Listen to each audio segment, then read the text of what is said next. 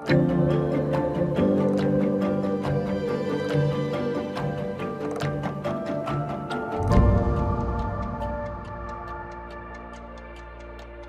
believe everyone has a story worth telling, but the problem is that people are often afraid to tell their own stories, or they don't really know how to do it well. I'm constantly hearing about the need for better storytelling in, LinkedIn and in the events that I attend, and there's, even podcasts devoted to this topic. So I feel like it's really relevant, and designers come to me because they know they need to use storytelling. They're hearing it everywhere, but they don't really understand how to do it.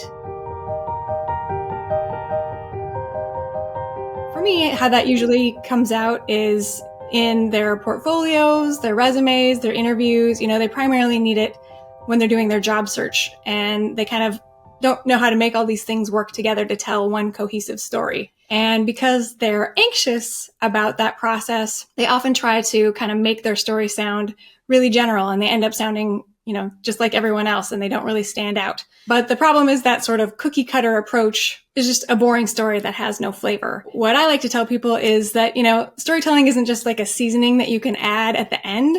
You need to really plan for it as a main ingredient and build your story, throughout the process. And if you want to tell a great story in your portfolio or your presentation, it has to be the core that you begin with. I suggest that you don't try to hide any of the things that make your story unique, because those are the heart of your story. And if you can embrace this idea, you're going to feel much more confident about the story you're telling because it's authentic, and that's going to make you shine and stand out and get the attention that you want. My story is pretty complex. It's not a very straight career path. I first graduated with an art degree and did some graphic design work as a part of that, and actually got my first job doing graphic design work. So I've been really interested in design from the beginning of my career. I'm originally from Minnesota, but when I moved to California in 2001, I thought, oh, great, I'm going to go get a graphic design job. But I found the market was really competitive, and that did not work out. So I was pretty disappointed. But after a couple of months, I was like, I just have to find something. So I took a job working in an office as an administrative assistant and just started doing some graphic design work on the side. I learned a lot about good communication, do's and don'ts, doing that kind of work, helping people do their daily tasks. It made me learn to be a good communicator, and I was good at it, and it paid the bills, but it really wasn't what I was passionate about at all. But I did realize that I really liked helping people, and I wanted to do more of that. And I come from a family of teachers, so it's not really a big surprise that I sort of leaned toward teaching. But I also really love traveling and connecting with people from other cultures. So eventually I kind of put that all together and decided to go back to school and got my master's in teaching English as a second language.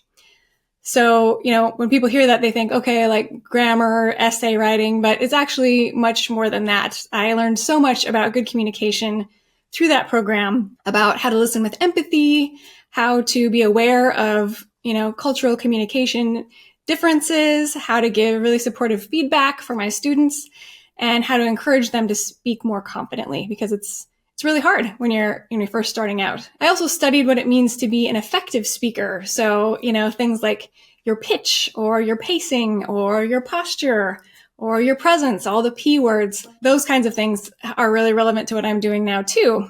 But in addition, I had to help my students figure out how to organize their thoughts in a new language and create a clear structure for their writing and their speaking, and how to break down a complex task like learning a language into manageable chunks that, you can kind of start with small goals to work up to something bigger.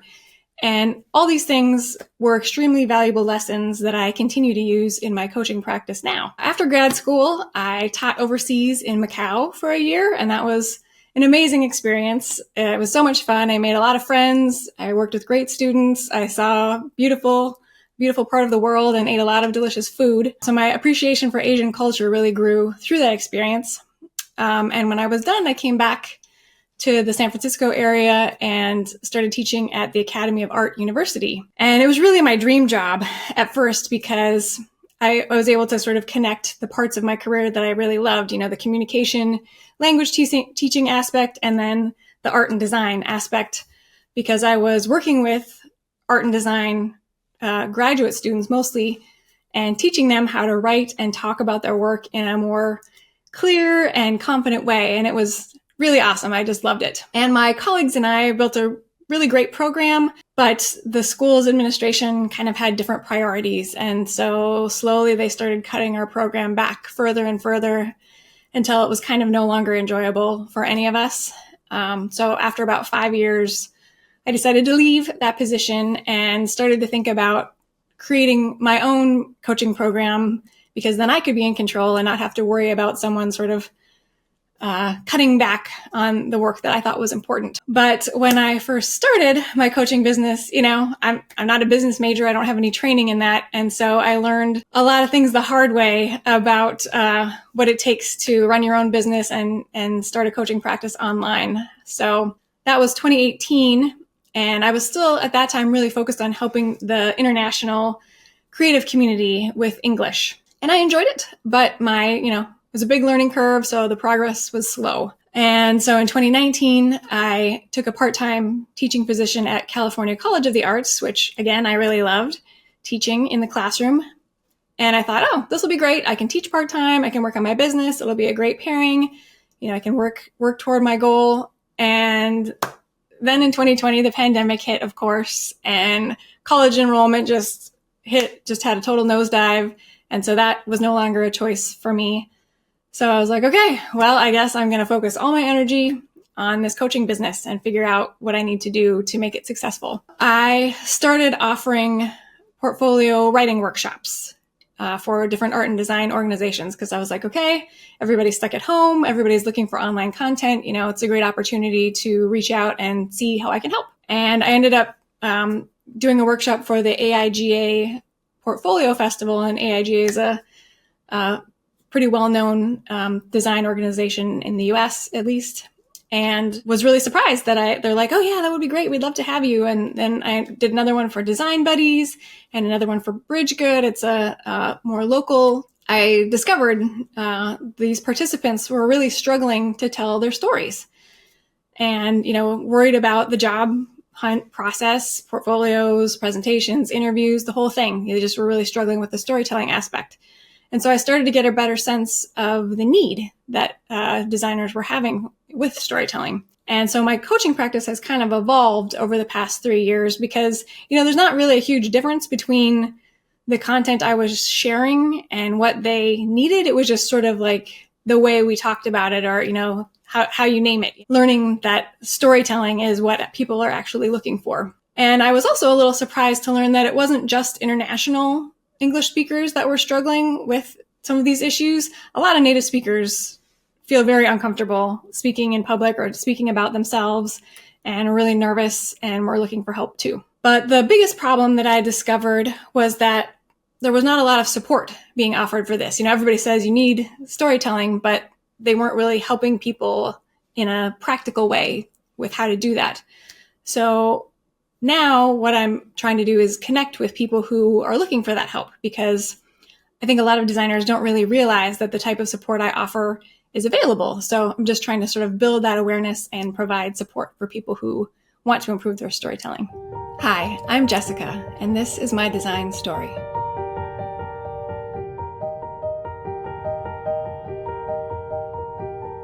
I realized that online education and, other types of communication and teaching are probably the future. And so I wanted to invest my time more in that area. But then also I realized that, through doing these events, that a lot of design organizations and designers are, looking for this kind of help. Specifically, like I said, with AIGA's Portfolio Festival, that's something they've had for the past 3 years now, I believe. The American Institute for Graphic Arts is what that stands for. That first festival, was a really big deal because they had, reviewers and, design experts presenting all this stuff. And so it was a great opportunity for me to kind of see what was going on and see what the industry experts were saying they needed, and connect with that audience to find out what those needs were and how I could help. And so that's really when I realized that what I was talking about was storytelling and that a lot of people need help with it. I was really quite surprised at first that designers aren't being taught storytelling, especially in some of these boot camps that are just a very short, intense program. They're not very focused on communication. And so I think a lot of people are getting into the job search and then even getting into their jobs and realizing, oh no, I really have to pitch and talk about my work and persuade people to listen to me. And I'm not prepared for all these communication tasks. So there's a mismatch kind of going on, I think, between those. And once I started kind of paying more attention to storytelling in the design community, I realized what a hot topic it was. And now, every design event I go to, I feel like I hear speakers talking about this need for better communication and storytelling. This disconnect, I feel like, is happening between oh, you really need the storytelling approach, but you don't know how to do it. I think there are a number of factors that are kind of at play here. Be selective about your content to keep your audience engaged, because it's very easy to get lost when someone is giving you so many details that you can't follow. You really have to figure out how to be kind of concise and stick to the point. You got to be able to create a clear structure as well so that people, can follow a logical process and make it an enjoyable experience. You want to be able to choose the best words to connect and engage your audience. And then you want to have presence as a storyteller. You want to be able to feel that connection even through a camera. I think the way that you use examples and imagery and share your experiences to support your main points are really, that's a really big part of it too. So there's a lot to it. There's a lot of different aspects to telling a good story. And so it isn't just enough to say, oh, you really need to improve your storytelling. It's a huge task. And if you're not receiving any training, a lot of people they don't know where to start, or they don't, know all the components they need to include. So a lot of people feel overwhelmed by this process, I think, and are looking for guidance. People come to me for feedback on their portfolio stories because they're having these same types of problems. And the first problem is that their stories are much too general. It's just really boring because it seems like everybody else's story. It sounds like the same sort of cookie cutter template. And I think especially a lot of boot camps do just sort of give their designers a template kind of to follow. And so, it's not surprising that they all start to sound the same. And there's really just nothing to stand out and help them get noticed or, kind of show what makes them unique. And it's so hard to have to tell this to my clients because they're so invested in their story that they just can't see this for themselves very easily. And so with them, the first step is kind of some research and self-reflection to help them form a more objective viewpoint about what a good story looks like and show them some examples of, different ways they could do it. The other problem I see a lot is that their stories are just way too long. Their case studies are huge. They've got every single step and it's just filled with lots of boring data that no one is going to bother to read. I think that, they say make your portfolio scannable because no one's going to take more than, 10 seconds to look at it or something crazy. So, a lot of young designers are being told, oh, well, you have to include your design process in your case studies. That's really important. And it is, but that doesn't mean you have to include every single boring detail. You have to be kind of selective. Sharing your process is important. I agree with that. But I think the focus is in the wrong place because nobody wants to read paragraph after paragraph about your personas or your competitor research because it's the exact same process everybody follows. Everybody knows it. But what they do want to know is why did you make the choices that you did? Your audience really cares about those aspects and what you learned from your experience and, how you handled any obstacles that arose while you were doing this case study or how you worked with your team. So those are the types of details that you want to include and talk about the things that aren't going to be obvious to everybody who already knows about design and the design process. Another problem that comes up often is that people don't feel very confident or passionate, or at least that isn't coming through in the way they're telling their story. Sometimes that's because they're anxious about some aspects of their story that kind of make them feel different. And so they try to downplay or kind of hide those aspects of their story. So for example, I get a lot of clients whose first language is not English and they feel insecure about their language ability. Or I have some people who just graduated and they're like, oh, all my projects are school projects. I don't have any real client projects. I don't want people to know. Or, sometimes people are pivoting from another area. And so they're experienced in in being employed, but they're new to design. And so they feel self-conscious about that. And whatever the reason is, that anxiety is going to come through in your story. So if you can try to take the thing that you feel anxious about and instead flip it and figure out how to present it as an asset, then you're going to feel much better about the story you're telling, and it's going to come across more authentically and more confidently. Sometimes people will have no story, and it's just, like I said, a list of facts. And so my clients will be like, oh, well, here's my case study. How can I add some more storytelling?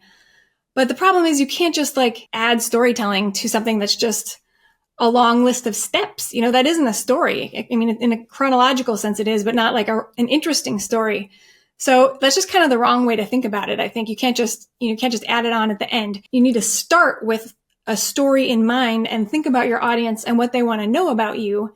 And so when you approach telling your portfolio story or, presenting your work or the tell me about yourself interview question, think about it as a story to begin with and try to build an interesting story with all of the information you have from the beginning instead of trying to add it to the end.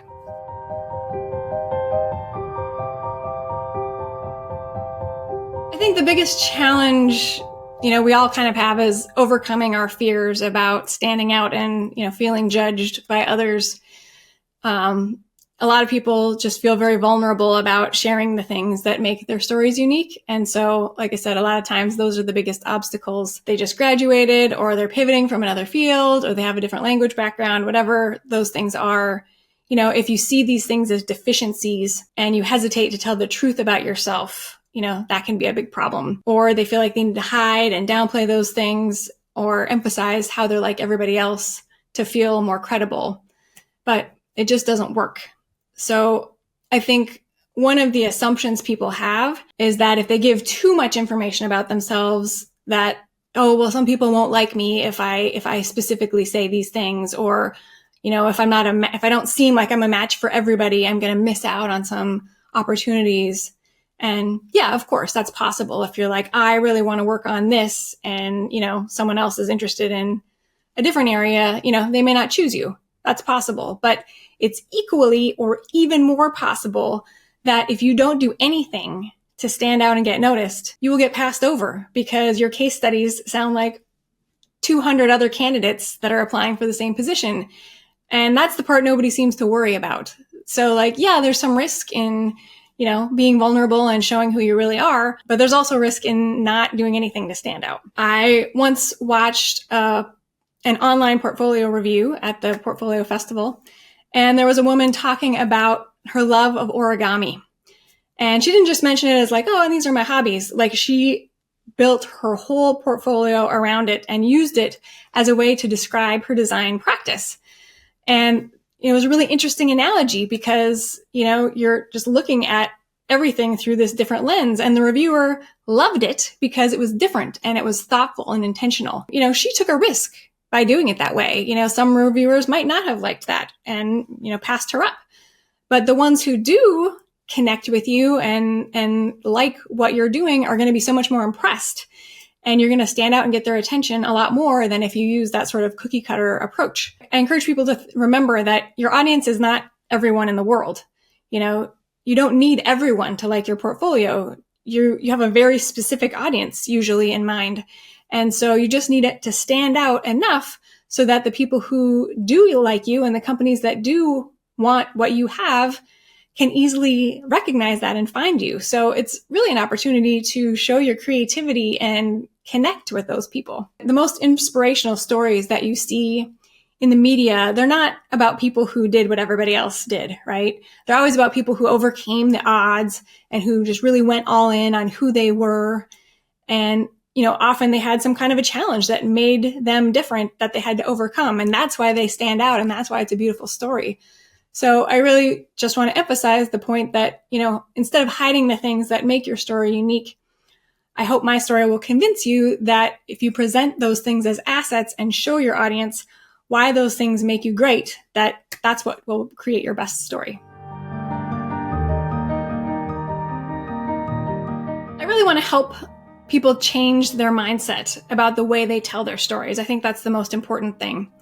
So the approach I usually take is to kind of identify those things that make your story or your path unique, and then build everything you want to say around those unique aspects. Because like I said, then you'll feel more confident about the story you're telling, and you can be more true to yourself when you start that way. Because otherwise imposter syndrome sets in and you start trying to hide these aspects of our story, and you're not really telling the truth about yourself. So, people feel like, oh, I can't measure up. I'm going to try to fit in and seem like everybody else so that nobody sees these things about me. But I think it's all about the way you tell your story. If you talk about those things that make you unique and, like I said, present them as assets, it's really going to change the tone of your story. And you're going to feel much better about telling it. And that confidence is going to shine through to your audience. The process I follow is that I encourage my clients to start with their portfolios, because it's kind of the easiest way to really structure that story and think about all the things you want to share about your work. That process of talking about your work is going to be so much easier in, interviews and presentations if you've already done the work of thinking about how to put it together and present it clearly. I'm hoping that today we can kind of walk through that general process together, and I can share the things that I share with my clients who come to me with help with their portfolio storytelling process. And I'm hoping if you follow these steps, you'll also be able to tell a story about your work that's clear, unique, engaging, and written with your specific audience in mind.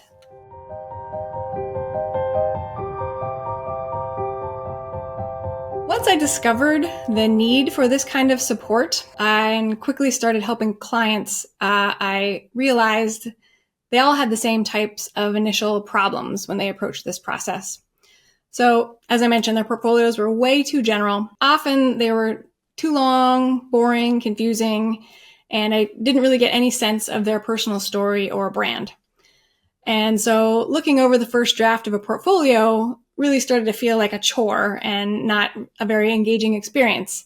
And I'm sure that's probably also how it feels to a lot of, recruiters and hiring managers and anybody who looks at portfolios a lot like I do. I realized that I could save myself time and make the coaching sessions more valuable for my clients if I created a workbook to help them sort of prepare their portfolio and avoid some of these most common mistakes from the beginning, rather than, our first coaching sessions being just like, let me tell you all the same things that I tell everybody else. I often encourage my clients to think about their portfolios like a UX problem, especially if they're a UX designer, because you want your users, which, are often the hiring manager or a recruiter, to have a good experience as they're looking at your portfolio. So they're going to be more likely to invite you for an interview. And so that means your portfolio needs to tell a clear story. It has to be engaging, and it has to be easy for the user to see the value that you can bring to the role or to the team. I always tell them, keep in mind, you don't want to make your audience work too hard to figure out your story or to enjoy your story, because they're just going to keep going. They're going to pass you by. To help my clients create this kind of experience, I designed what I call a portfolio storytelling workbook. I just kind of looked at the most common problems that I see in my coaching sessions and created a step-by-step process to walk them through it. Using the workbook allowed them to be more efficient in preparing for our coaching sessions. And, once they completed all the steps, they could share it with me, and we could, I could give them feedback and we could start working together. So in some ways, this project was a collaboration between me and my clients, because everything in it has come directly from their pain points and trying to create a solution to make it easier for them. So their needs and feedback has guided the entire process of creating the workbook. And I wanted to make it practical, so I designed it just as a simple PDF with links to other resources. There's a Google Doc companion that has all the prompts, so they can, share it with friends or a coach and get feedback if they wish. I'm really trying to get the word out about this because, it's a very affordable and practical option for designers who are, feeling overwhelmed or stuck with that portfolio writing process. And so even if they can't afford additional coaching, it's a tool that a lot of people can use if they're feeling stuck. And so I was thrilled to have the chance to share my content here with a new audience so that more people are aware that this kind of support is available.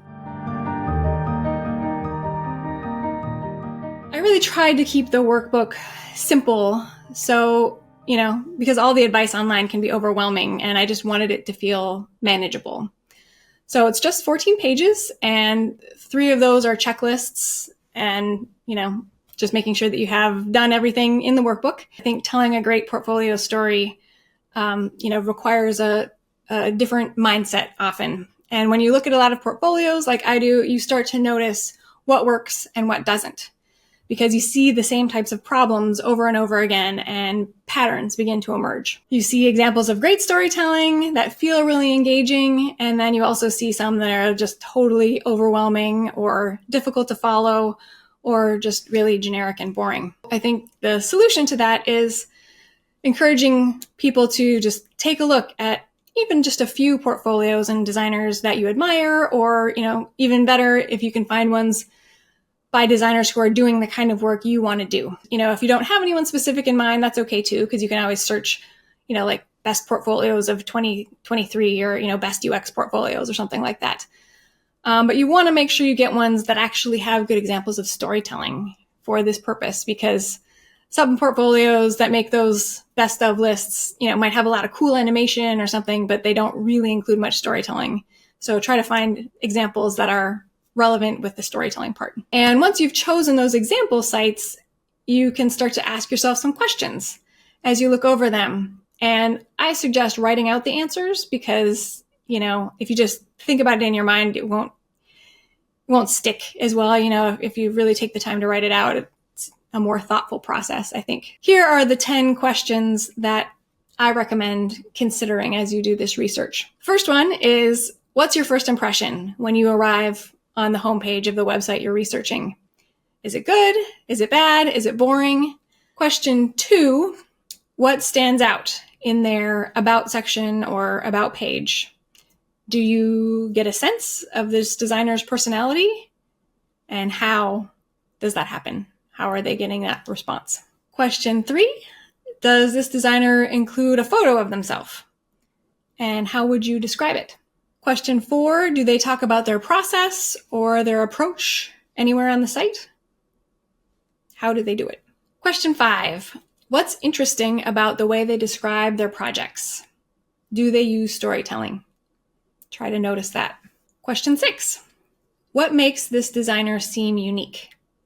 Is it their cultural background? Is it their perspective? Is it their experience? Do they have a special focus? How do they convey that? Question 7, do they talk about any themes in their projects, or what specific types of projects motivate them? Question 8, what does this designer feel passionate about, and how do you know? Question 9, what is the branding like on this site? And do they include an engaging call to action? And question 10, if you were a hiring manager or a potential client, would you contact this person? Why or why not?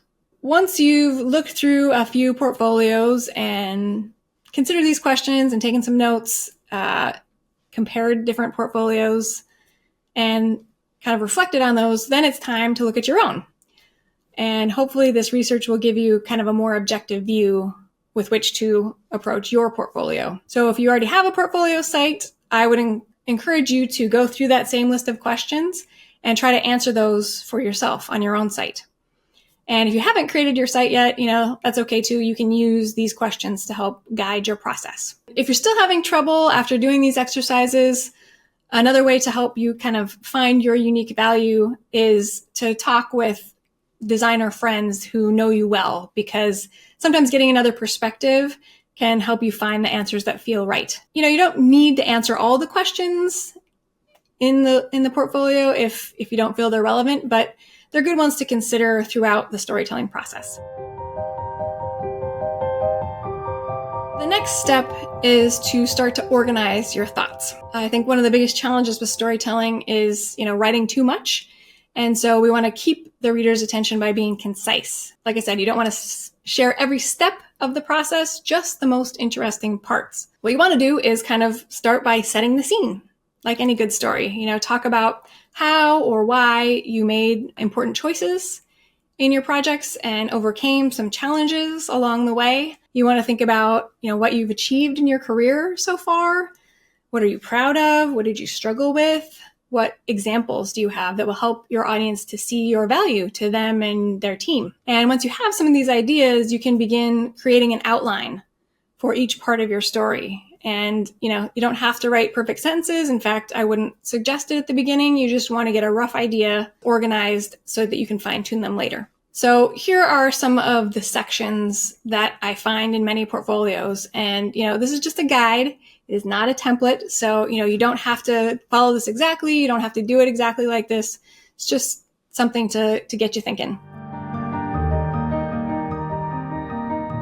Often on the homepage, people have some kind of a branding statement above the fold, something that hopefully shares your unique value right from the beginning, something that shows your audience, hey, this is how I stand out. This is how I'm different, because that's what they're going to see first. So you can grab their attention and get them to keep reading. A lot of people use some kind of a formula similar to like, I help, my audience do something so they can do something or avoid something. So like, for example, for me, I help designers tell great stories so they can succeed faster. That's kind of my little byline. But try to make it unique, and it's tough because everybody's like, oh, I want to help my users and I want to, create better design systems. And, those things are true, but it's sort of true for everybody. So, the more you can make it unique for you, the better. You want to have, of course, a short little intro about you and your career. But make sure you tell it through the lens of how you can help your audience, because I sometimes see people write their about section and it's very personal and interesting, but it really has nothing to do with how they can help their audience. And, ultimately that's what your audience wants to know, how you can help them. So they probably don't really care where you went on vacation. What they want to know is what you can do for them.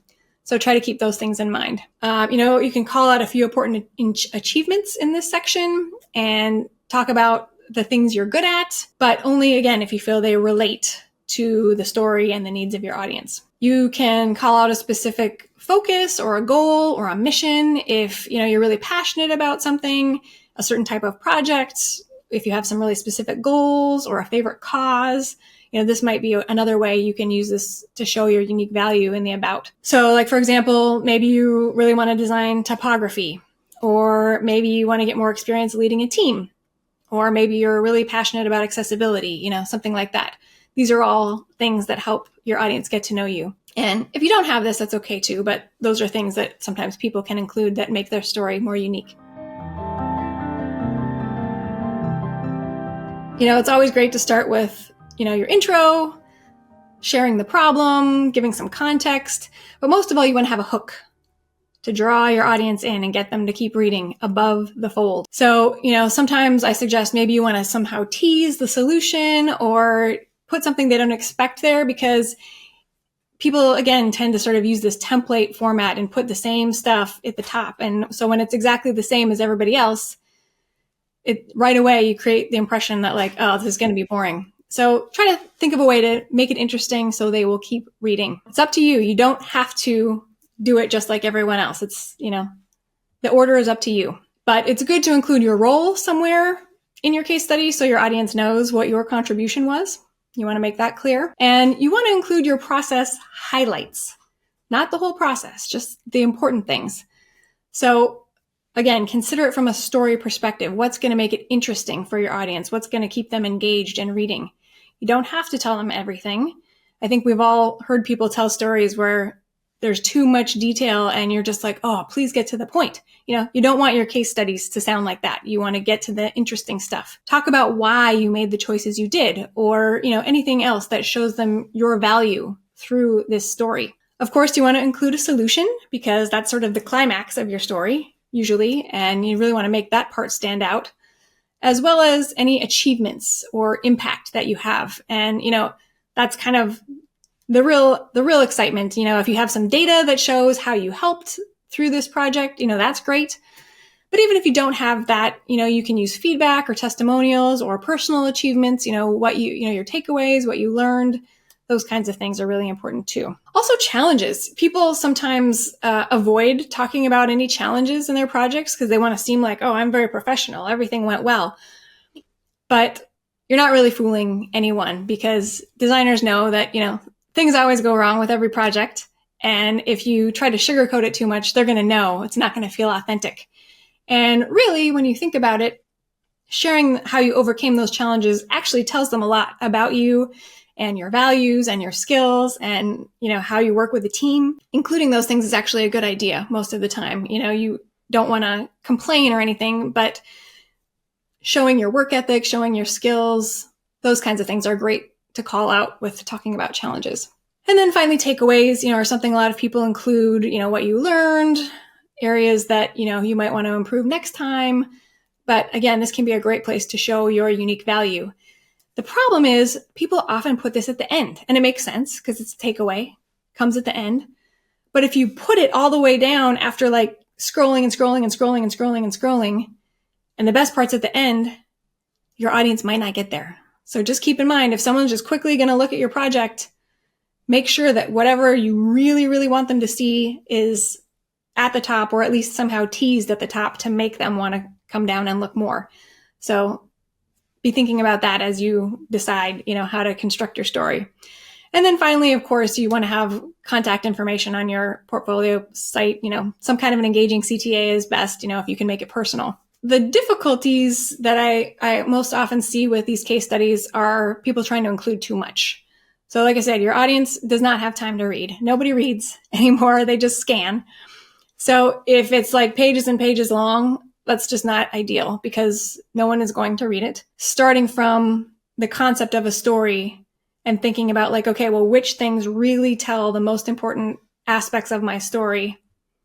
That's a great place to begin, and only include enough details to support those main points. Because if you just kind of make them curious and they want to know more, they can ask you in your interview. So, it's not like this is the only chance you're ever going to get to talk about it. If you can make it interesting enough that they want to learn more, that's great because they'll want to talk to you. Instead of focusing too much on I did this step and I did this step and I did this step and here's every detail of my research, instead try to focus more on why you made the choices you did and how you solved the problem, because those are the things that nobody knows. Everybody knows the design process. Everybody knows how to build a persona. Everybody knows how to conduct a competitor analysis. But what they don't know is you and your experience and what you did and why you did it. So those are the things that will really make a case study interesting for your audience. And if you can keep it concise and interesting, it shows that you respect their time, and it shows that you understand good storytelling practices. And, more and more, I think that's one of the things that helps people stand out is if you can show that you're a good storyteller and a good communicator, that's a huge asset.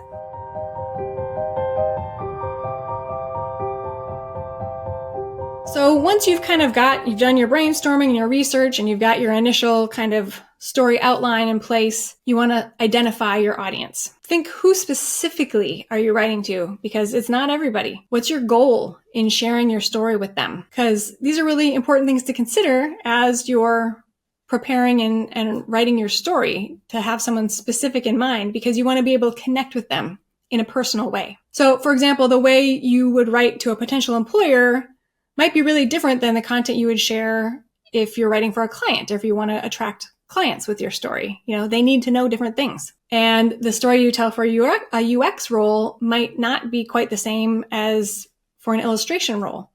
So just be thinking about specifically, what is it that you're trying to do and who are you trying to connect with your story, and write it for them.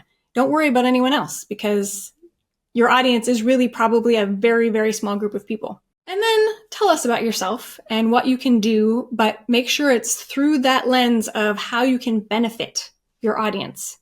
Because, they're not reading your portfolio to be nice or because they love you.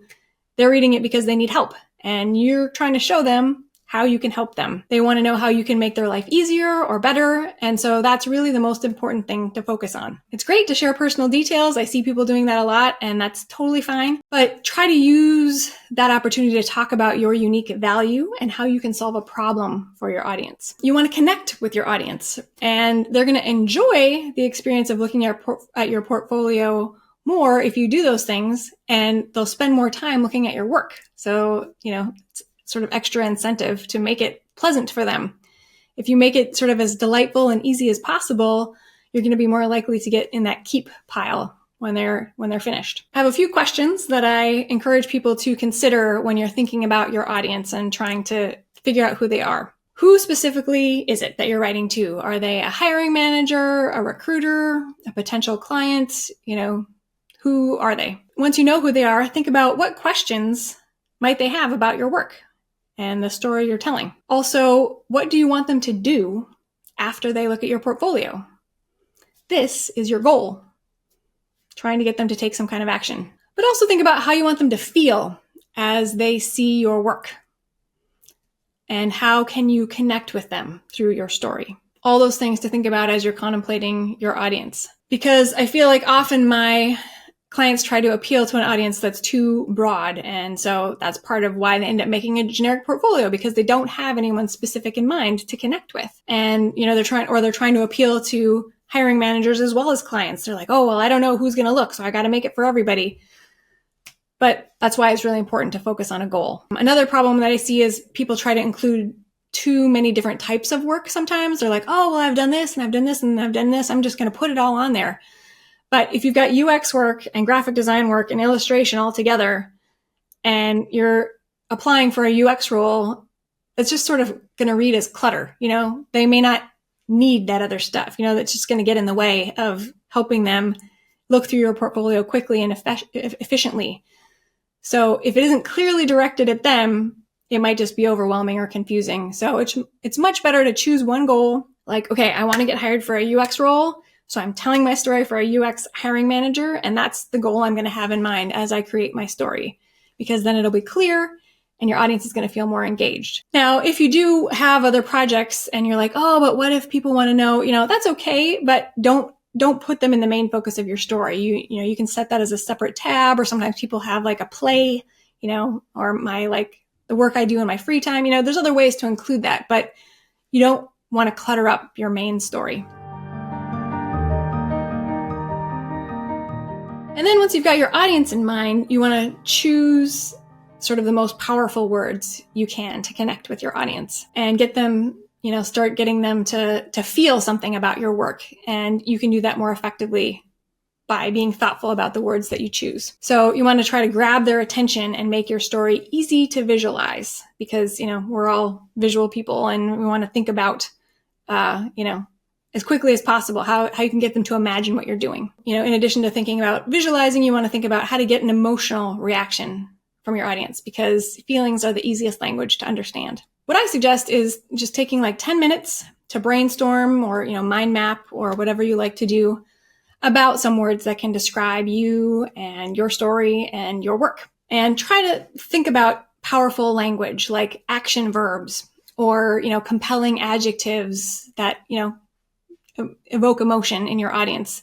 That's going to make you and your work sound more exciting. So for example, if you say, oh, well, I was an intern for 5 months, that's maybe harder to visualize than if you say, I worked as an intern for 5 months, because we can visualize working, that's an easy thing to imagine. First thing, try to identify some adjectives that describe you, your work, or your unique style. Then try to think about some action verbs that can describe your work or your process. And when you've got those, try to think about some words or phrases that you can use to describe your work that might evoke emotion in your audience. So like I said, take 10 minutes or so, brainstorm about these. And once you have a page of ideas, then you can kind of go back through and choose the ones that you think are best and include those in your story. Just remember to think about words that are going to help you reach your goal and connect with your audience. And if you find it challenging, another thing you can do is go back to those designers you researched and kind of look again and notice the words that they use and which ones resonate with you, or which ones evoke emotion with you, or which ones help you visualize what they're talking about, and kind of use that as inspiration. Because as you notice more what makes you feel engaged, that'll help you to think about what you can do for yourself and be your inspiration. And also you can always use a thesaurus. If you're like, oh, I keep using these same words over and over, that'll give you a little more variety for nuance. Once you've done all these previous steps, you've done your research, you've got your outline, you've thought about the words that you want to use, you're connecting with your audience, then it's time to actually put everything together and create your story. So you've done all the hard work. Now it's time to really put it together. What I suggest usually is starting with the outline and then start to add in interesting details that are going to support the main points of your story, just like you would if you're writing an article or an essay or something like that. And just as you're doing it, remember, you've got that specific audience in mind, and you've got your list of powerful words to use to sort of keep it exciting and engaging. Also try to remember that even though your content, all of this research and, experience you have is the backbone of a good portfolio, just keep in mind that the purpose is to tell a story that's going to connect with your audience. So even though your portfolio has multiple pages and you've got information in a lot of different areas, ideally it should all be working together to tell the same story, just kind of like chapters in a book. You want to keep in mind that you need to focus your entire story, as I've said, through the lens of what your audience needs and how you can help them. So just try to keep coming back to that idea as you start to put everything together, and try to describe the things that your audience can't see for themselves, but include those details that are going to help them connect with you and your overall story and goal. One of the challenges in this process, as I've said, is sharing too many details or, including lots of images, because, everybody's got all these screenshots of their work. And just because you have it all doesn't mean you have to include it all, like I've said. So anything that isn't actually benefiting the story, you might want to leave out. And when you get your first draft together, I suggest you share it with some friends or a coach or a mentor and get feedback, and then start revising, because, as we all know, you have to iterate to get the best possible result. Nobody gets it right the first time. And, once you feel good about the story you're telling, then sort of the last part of that writing process is, of course, proofreading. You want to sound professional and try to break up your text visually with images, make the layout look nice, all that stuff. Everything we're talking about today comes from that Portfolio Storytelling Workbook that I designed to help my clients prepare for our coaching sessions. And I've also created, because they're always like, oh, I wish I had some examples of what you're talking about, I started creating some case study videos with examples of good storytelling that I've found in other portfolio sites, because, examples are the best way to sometimes make your point and show what good storytelling looks like. So that's something that I've kind of started creating as an additional resource. But in addition to that, I try to stay current on, portfolio trends and the storytelling advice out in the design community by attending events like, the Portfolio Festival and some of these others, because, I want to understand the most current trends for my clients. I also read books on design communication and storytelling, and I try to follow a lot of different leaders in the design industry on my LinkedIn and, in their newsletters. Those are all different ways that kind of I try to stay current, and those are all things that kind of informed my process of creating these tools. In addition to all those things I just shared, I have a few more tips that can help with your storytelling process. One mistake I commonly see is that when people are trying to write, it's important, it's intimidating, and so they get really formal and complex with their writing. And that's actually a terrible idea. Just keep it simple. Try to avoid that impulse. We all have it, but it's much better to write like you speak. Especially after the pandemic, people, I think, have loosened up a bit and gotten more casual, and, authentic communication is just more casual now. You can be professional and still be a little more casual and conversational. That's more authentic. Formal does not equal professional anymore. Try to imagine what you might say to your audience if you were talking to them in person. And if it helps, actually, you can even just record on your phone and have an imaginary conversation with that person, and then just type what you said. That's the easy way to do it. Or another alternative is to type it out and then try reading it aloud. Because sometimes when you read it, you realize, oh, that sounds really awkward. That doesn't sound like me at all. and just make sure it's easy to understand. So if it sounds good when you read it, it's going to sound good in the head of your audience as they're reading too. And just keep in mind that it's always better to be clear. So even if you need to use simpler sentences, that's much better and easy to read. The last thing you want is to make your audience have to go back and reread a sentence because it's confusing, because it's just going to start to feel overwhelming and they're going to be like, forget it.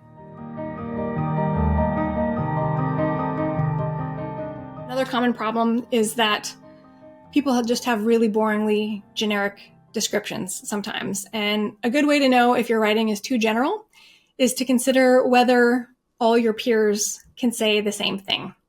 So, for example, I've learned a lot in my career. Well, okay, yeah, so is everyone. That's way too general. If most people who are competing with you can say the same thing, it's not very interesting. Try to think of ways to be more specific, because that's exciting and interesting and engaging. So what specifically have you learned, and how has it brought you to this point in your career? What choices have you made and why? Those things that are unique to you are what your audience is going to be interested in. I've noticed a lot of people start their about section by saying, oh, I loved being creative as a kid. And that's fine. That's cool. A lot of us did. Try to find a way to make your story different and interesting. Like I was saying, add some unique details. So for example, if you tell me instead about how you designed your first logo when you were 10, that's way more engaging because it's specific. I can imagine that in my brain, it's unique to you. The way that I analyze my results, when I create materials like this is, that I always try to follow up and invite my clients to give feedback on their coaching experiences on, both that and the materials that I create because I'm always trying to iterate myself. So whenever possible, I have tried to include the suggestions that I received from my clients when I do updates to the workbook. A lot of my clients have said they found it extremely helpful. But of course, the best success is when I see them posting about their new jobs on LinkedIn. That's the most exciting. And this is actually the third iteration of this workbook.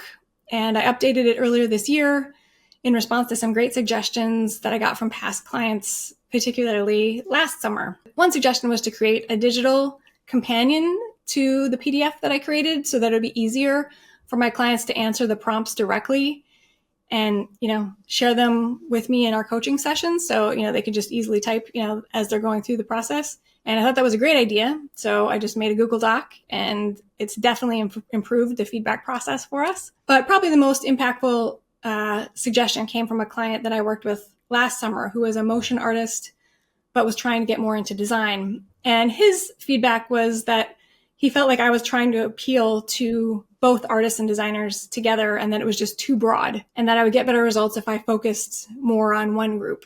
And, he had a background in marketing. So, I realized right away that he knew what he was talking about, but it's just one of those situations where, something's true as soon as you hear it, but you really don't want to admit it.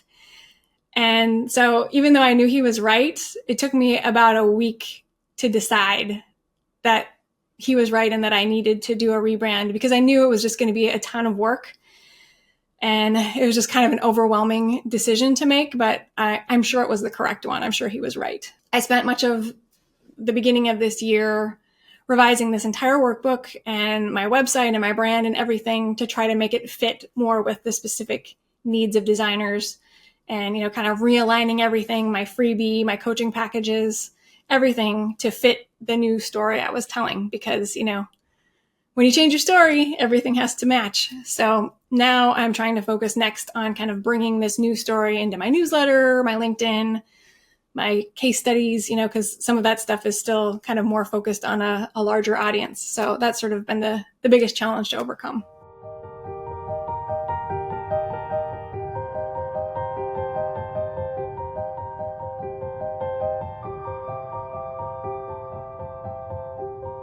Probably the biggest mistake that I made so far with my business was that mistake of trying to connect with an audience that was just too broad when I first created my brand. Because way back in 2018, when I sort of came up with this idea, I had just come from, working with artists and designers at the Academy of Art. And it was such a great experience that that's really what I had in my mind. Like, okay, I'm going to help artists and designers who want to improve their English skills. So I've got art and I've got English. I'm going to put it together. And I started with the name Artglish and built my whole brand around this name. And, remember earlier when I was talking about trying to appeal to an audience that isn't specific enough and how that's a problem? Well, that's the exact mistake that I made. Over the years, my business has evolved, and now I'm kind of focusing more on storytelling and communication skills for designers in general, not just, English, non-native English speakers, kind of not so much on artists either. And so that name and approach just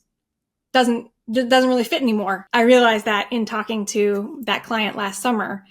And so I had to spend all this time redesigning my brand, my website, my materials, so that everything would tell a clear story for my new, sort of more revised audience. And so I think the lesson here is just that you're not going to tell your story perfectly the first time. Your first portfolio is not going to be the best thing you've ever done, especially if you're not clear on what your audience wants. Just really try to pay attention to the needs of your audience and be open to feedback from other people who are going to have a more objective perspective than you, because you're really invested in what you're doing. And just realize that you're going to have to keep iterating, but eventually you'll get there in the end and create something really great.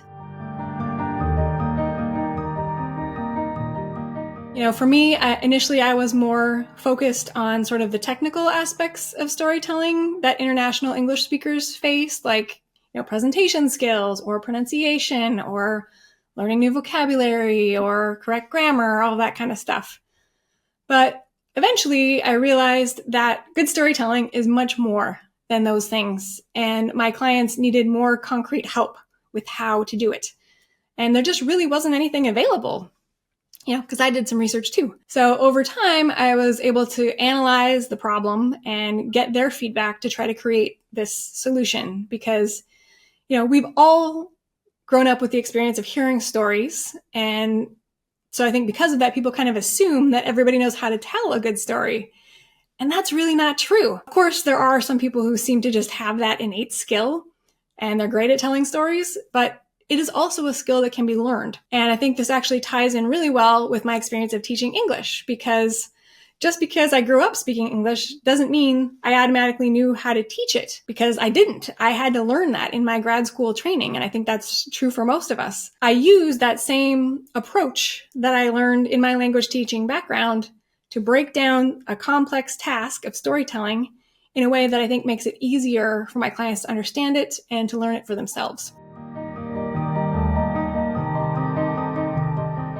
I think the thing I wish I had known is that if I had focused explicitly on designers to begin with, of course, instead of trying to connect with a bigger audience as long as I did, and including artists, that certainly would have sped up my process. And although I worked with some artists in the past and they found this process was really helpful for them, they do have different needs, and kind of need to take a different approach. So because of my desire to help both groups, it kind of kept me from realizing that niching down would have created a better product.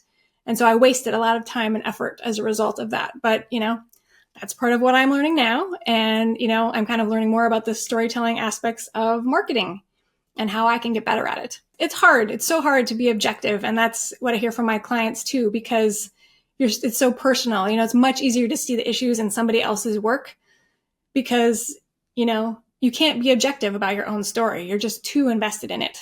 And, that's a problem everybody has.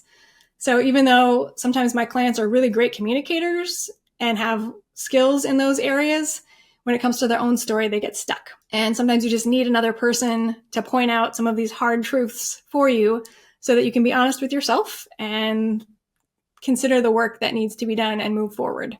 I'm excited to see the response to my new website and, the branding and the resources and, my story essentially. So I'm hoping I'll be able to reach a greater portion of my audience now and help more designers tell their story successfully. Ultimately, I think, of course, the best measure of success is my clients. And if I'm able to help more people find their voices and feel seen and succeed faster, then I know it's working. So like I said, this is the third iteration of this workbook, and I expect it will continue to evolve as needed to meet the needs of my audience in the future.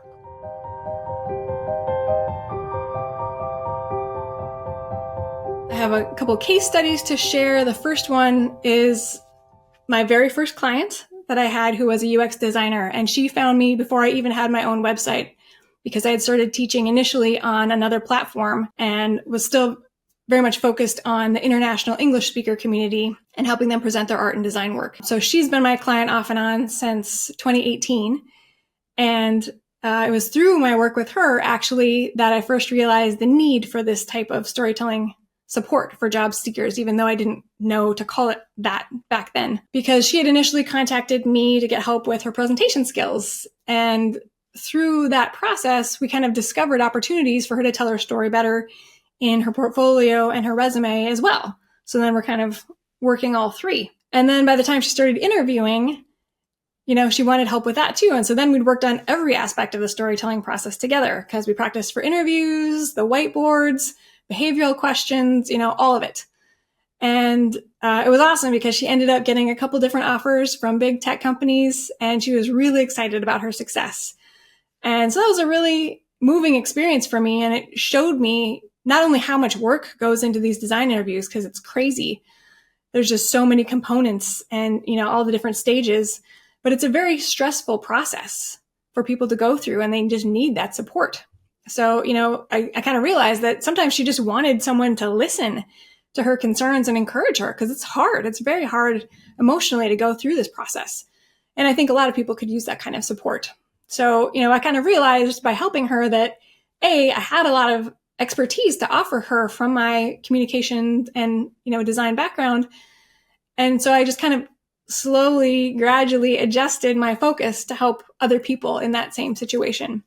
And so that's initially what inspired me to create my Portfolio Storytelling Workbook. And it's cool because now we've kind of come full circle, and she's a senior designer. She's job hunting again for a new position because she wants a change. And so now I get the chance to kind of revisit that process with her together with all the experience that we've both gained in the last 4 years. So it's really fun to see how far she's come.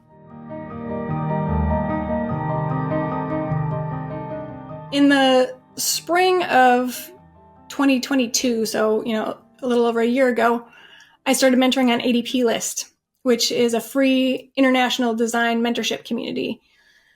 Partially because I wanted to give back and help folks who couldn't afford for regular coaching services. One of my mentees recently told me that out of more than, I think they have like 18,000 mentors available on their platform, and I am the only one listed as a storytelling coach.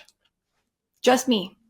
So I guess it means it's not surprising that my slots fill up as soon as they open every week. And almost everyone that I work with is struggling with these ideas of imposter syndrome and, kind of hiding the things that make them different.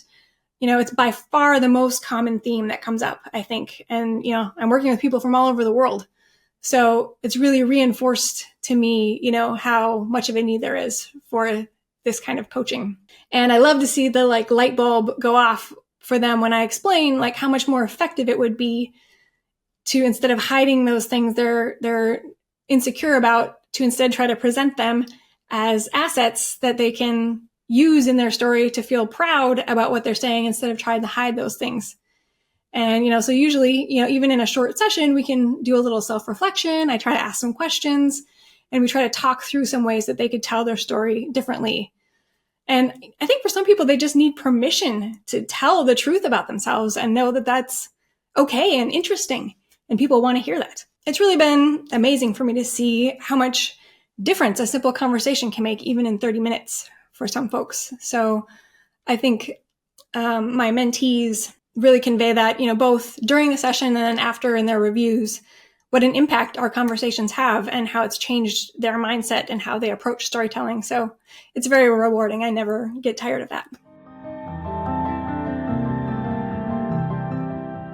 And I've got one final storytelling example of how to put that into practice and how to use what makes you different as an asset. So the way I do this for myself and my story is by pointing out all the things that I'm not. And I do this right on my homepage to make it clear for my visitors. I'm not a professional designer. I've never worked at a big tech company. I don't run an expensive program with tons of resources and large cohorts. And I won't give you a traditional portfolio review. What I offer is something different a coaching experience that is personal and focused on storytelling. And I believe in working one-on-one with my clients. So together we can help find what makes your story unique and tell it clearly for your specific audience and goals. I will provide encouraging feedback and step-by-step support to help you build your confidence so you can tell your story with pride and succeed faster.